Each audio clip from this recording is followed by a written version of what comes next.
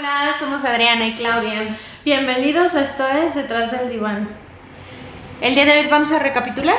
Sí, vamos a hacer una recapitulación de lo que hemos visto en los episodios anteriores, pues para que más o menos se entienda qué hemos estado haciendo, de qué hemos estado hablando, para que se vayan a ver los episodios anteriores y podamos continuar con pues una siguiente temporada, ¿no? Sí, pues pensábamos un poco hablar con otro tipo de especialistas, con otras corrientes, otros puntos de vista que puedan nutrir, ¿no? Un poquito el objetivo que es cuestionarnos, que es la búsqueda de un buen especialista, ¿no? Sí, o bueno, ¿qué se necesita? Sí, ¿no? sobre todo esto que acabas de decir me gustó mucho, que es que podamos pensar, que podamos reflexionar, que podamos entender cómo, por ejemplo, lo que hemos visto en los episodios anteriores, que cómo es que todos estos temas afectan un poco en nuestro día a día, en cómo es que no se está dando la oportunidad a la reflexión.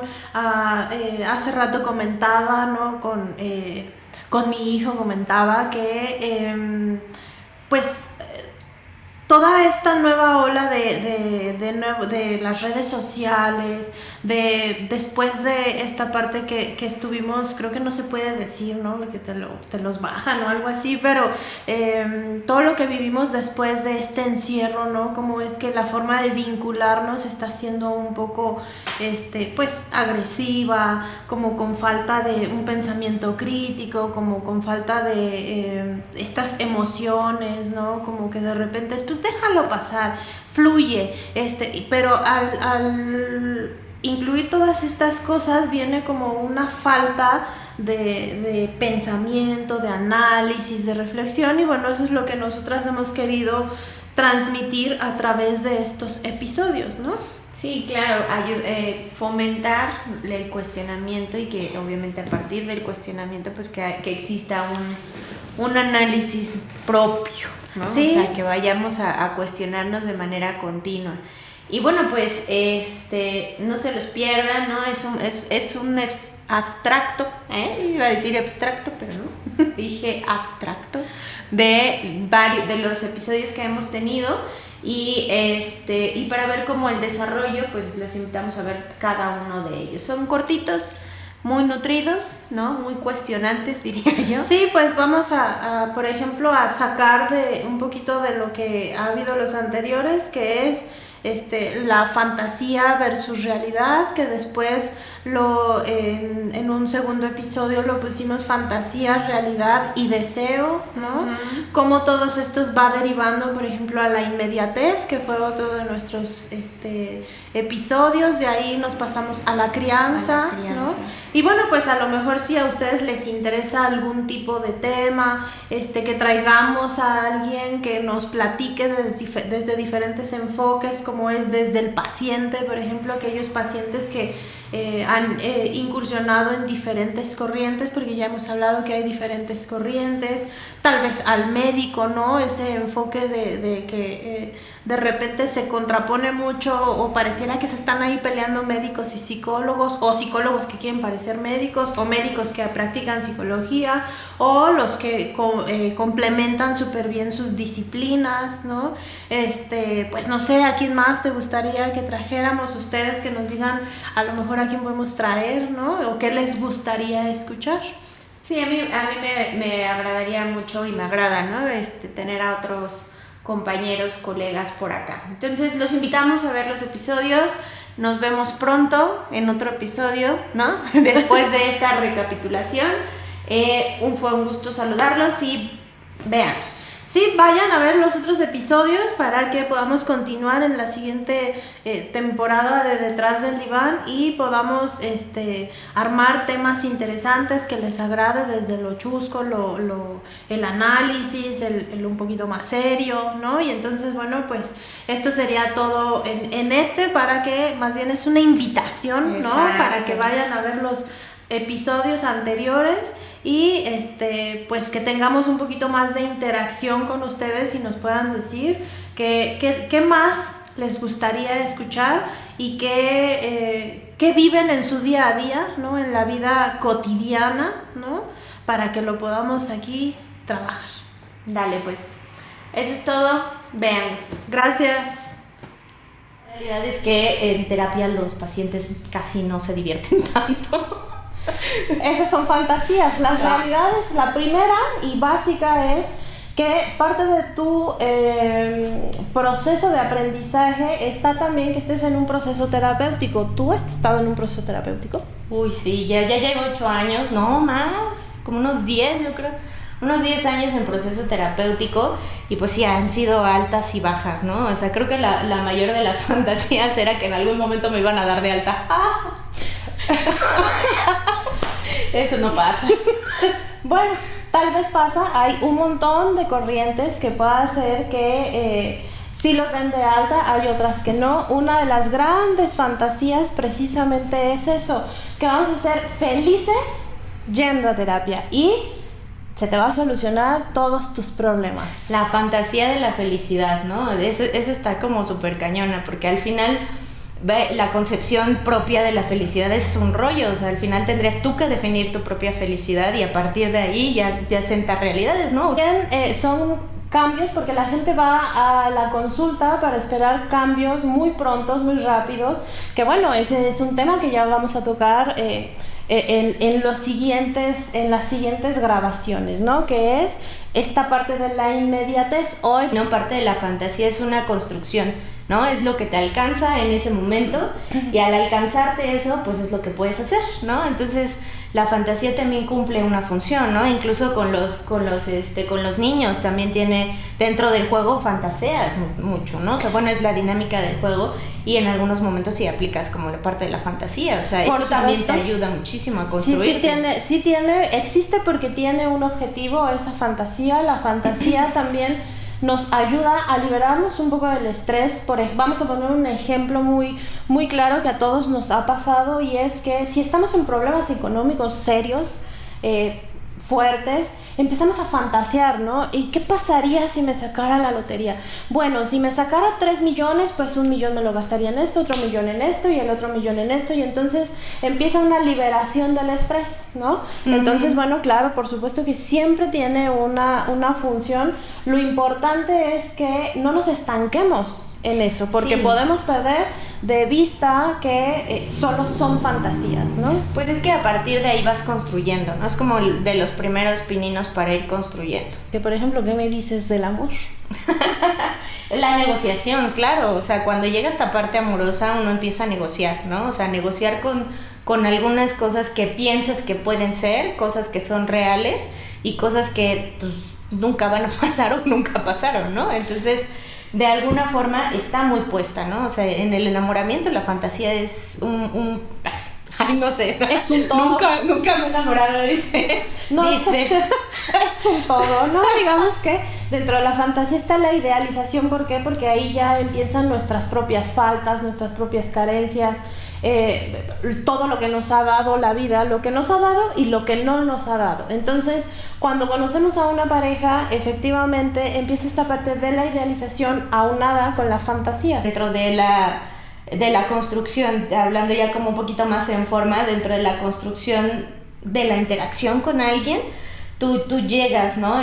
Con cierta fantasía, con ciertos elementos que se van, te digo, colocando como expectativas, si lo pones como de manera paulatina. Si esas carencias o si esas situaciones que uno no está bien trabajado o que falta negociar, bueno, que falta trabajar hacia uno mismo, obviamente llega al punto en el que se te revierte, ¿no? En el que esa fantasía, cuando la impactas con la realidad, pues te llega al muro, literal, o sea. Por eso dicen que hay que tener cuidado con lo que uno desea. ¿Ah, chispo? Porque se te puede hacer realidad. Ay, sí es cierto. Pues, ¿qué deseamos, no? ¿O con qué fantaseamos? Porque la realidad es que todos utilizamos la fantasía como un método de escape, como un método para poder liberar ese estrés, pero también es necesario que entendamos que la realidad de la vida existe y que por muy dolorosa que sea, porque a veces es muy dolorosa, ¿no? Entonces, por muy dolorosa que sea, nos tenemos que enfrentar a ella. No es cierto, no. Ya fue a sus terapias. Ya me... 8 años funcionado. te respaldan. Entonces, bueno, digamos. Pero ahí embonamos, ¿no? O sea, un poquito en este tema del adolescente y de cómo el adolescente necesita el acompañamiento y la importancia de tener bueno, no solo el acompañamiento, sino esta parte terapéutica en un buen momento, ¿no? En el momento indicado hace que puedan ser adultos funcionales, ¿no? Adultos que se puedan comprometer. Y que dejen de sufrir tanto, porque la realidad es que sufren bastante. Y yo, bueno, pues ya ambas tenemos varios años en la práctica y sobre todo en estos últimos años después de la pandemia, yo sí noto que el adolescente sufre, ¿no? Y sufre bastante porque hay un montón de cosas que están dentro de lo fantasioso, pero también es otro tema que podríamos tocar en algún momento y es la toxicidad, ¿no? Es que eres una tóxica, es que eres un tóxico y hoy en día todo es tóxico, ¿no? Y entonces expresar... Fantasía. Esa es una fantasía, o sea que todo es así y que entonces todo va a caer en tóxico, no tóxico, ¿no? O sea que todo tiene que ser extremista, es fantasía. Exactamente, porque las expectativas y deseos de los otros son importantes, pero no porque ya eres tóxico y entonces entra esto que tú dijiste. ¿Qué parte? No me quiero responsabilizar porque tener una pareja o un amigo o con la familia o estos vínculos es forzosamente tener que desprenderme de mí mismo para poder transitar al otro. ¿Qué significa? Poder darle esa oportunidad al otro de expresarse. Hablando un poquito de esta parte en la que el adolescente empieza a formar su identidad a partir de la mirada del otro, ¿no? Y regularmente ya la mirada de los padres no le encanta, ¿no? O sea, y es necesario no tener la mirada en ese momento de los padres. No me refiero a que no los procuren, sino me refiero a que al generar la identidad requieren como el apoyo de sus iguales, ¿no? O sea, como para ir mirándose, ¿no? Entonces, en este tenor hay mucha fantasía porque todo se está viendo a través de la cámara, o sea, es más, ni siquiera personalizan como tal pues sí, al chavo, lo que hacen es un avatar bien chingón, que diga bien padrísimo. O sea, un avatar con lo que ellos fantasean que puede ser, con estas idealizaciones que no hay para bajarlas, porque pues justo para eso es, ¿no? Entonces ahí colocan la fantasía y que al final no sé si en algún momento eso sea algo que los esté como afectando en el tema de la maduración. Esta lucha que hay de pronto entre psicólogos de ¿y tú qué eres? ¿Y yo qué soy? ¿Y qué corriente? No, hay que preocuparnos por ser personas estudiadas, que podamos proporcionar un trabajo digno, ético y sin importar esas etiquetas, pero también podemos tocar el tema de hoy en día de las etiquetas que les encanta, de corrientes, de teorías, que nos manejan distintos conceptos, ¿no? Entonces, bueno, uno de esos tantos conceptos es que la fantasía es una representación mental en donde mayormente está el constructo del deseo, ¿no? Pero mayormente es reprimido. ¿Tú qué opinas? Ay, Dios mío. Bueno, pues hablando como de la parte del deseo como tal, ahí está puesto una dificultad para colocar un concepto específico porque está entre la parte del anhelo, entre una parte de inconsciente de quiero esto, pero cuando ya lo llevo a cabo deja de ser deseo y entonces no era deseo, era algo que quiero y eso es algo que se aborda en las sesiones de manera continua, ¿no? Entonces eso es súper importante porque cuando yo voy a colocar algo que deseo, ¿cómo lo podría pasar a la fantasía? El deseo, a lo largo de las sesiones, a lo largo de tu consulta, en ese proceso, en ese inter, es cuando mayormente se ponen a pensar en sus deseos. Pero entonces es a través de la fantasía o a través de un deseo que ya se cumplió, pero no se cumplió como se fantaseó. Sí, porque, o sea, si ya se cumple, deja de ser el anhelo y se convierte en algo que yo quiero, ¿no? Entonces ya cuando hablamos de querer, estamos hablando de un objeto. Está puesto mucho del deseo, mucho de la fantasía por nuestra historia. Entonces habrá deseos, habrá fantasías y habrá situaciones que no sean como nítidamente mías, ¿no? O sea, como persona, sino construidas a partir del entorno, a partir de las necesidades o del gusto de mi familia o de, pues incluso de los hijos, ¿no? Cuando se plantea esta idea del matrimonio, pues el matrimonio está cargado de fantasías y muchos deseos, ¿no? Que es como hacer que algo que en mi mente está puesto hacia afuera, o sea, que está como lo que pudiera yo fantasear de una familia feliz, ¿no? De una mamá feliz, de un matrimonio feliz, y cuando lo bajas a la realidad, a este evento, te empiezas a chocar con el carácter del otro, con el deseo del otro, con el anhelo del otro, con la fantasía del otro, y entonces ahí es como de, creo que no estamos como tan a la par, ¿no? Pero bueno, Lacan decía que el ser humano se la vive haciendo maletas para un viaje que mayormente no va a hacer. Él refiriéndose a la fantasía, ¿no? Porque Perdón, y justo ahí Lacan habla de que estas maletas, ¿no? O sea, el deseo es esta parte interna, o sea, no es esta parte física, no es esta parte interna entre una y otra cosa que se va generando. claro, es una metáfora, ¿no? Es decir, sí. estoy fantaseando con todo eso que quiero hacer en la vida, que es, en la metáfora, es el viaje, ¿no? Yo quiero hacer, desde que somos niños, ¿no? Desde que somos niños fantaseamos y encontramos ese placer en algo, ese deseo en algo, ¿no? O sea, es como esta parte imaginativa, ¿no? Estoy entendiendo que la fantasía, desde esta parte que dices, es como mucho imaginación, ¿no?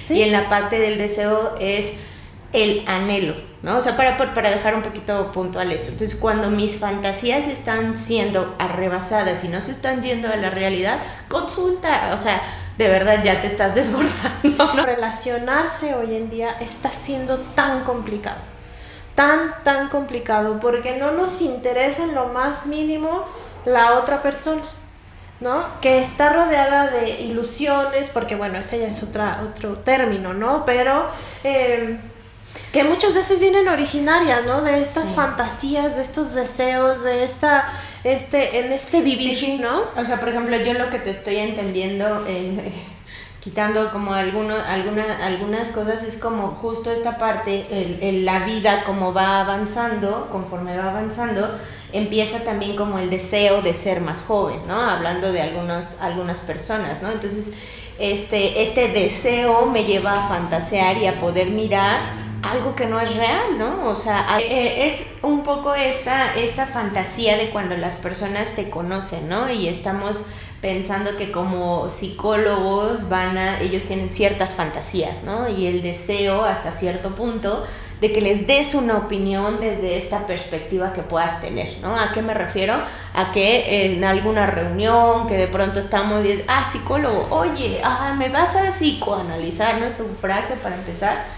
Y para seguir como esta idea de que justamente el deseo de sentarme, y es que mira, tengo a mi prima, ¿no? O es que yo y mi pareja, ¿no? Y entonces la verdad es que no es algo que sea como tan simple. O sea, el trabajo en terapia implica mucho más allá, ¿no? Implica un abordaje, implica un encuadre, implica muchos elementos que obviamente la persona o el paciente no tiene por qué tener en cuenta, porque para eso estamos nosotros como terapeutas, ¿no? Como psicoterapeutas, ahí colocando las cosas y moviendo lo que en conocimiento pues hemos adquirido a través del estudio, porque no es solo sentarte y hablar, sino hay un trasfondo del cómo manejar y hacer estos planteamientos, ¿no? O sea, estos planteamientos que nos lleven a lograr el objetivo, que si es que una fantasía está puesta de tal forma que te está contrapunteando, como bien lo dijiste, para no generar vínculos o para justo evadir ciertas cosas,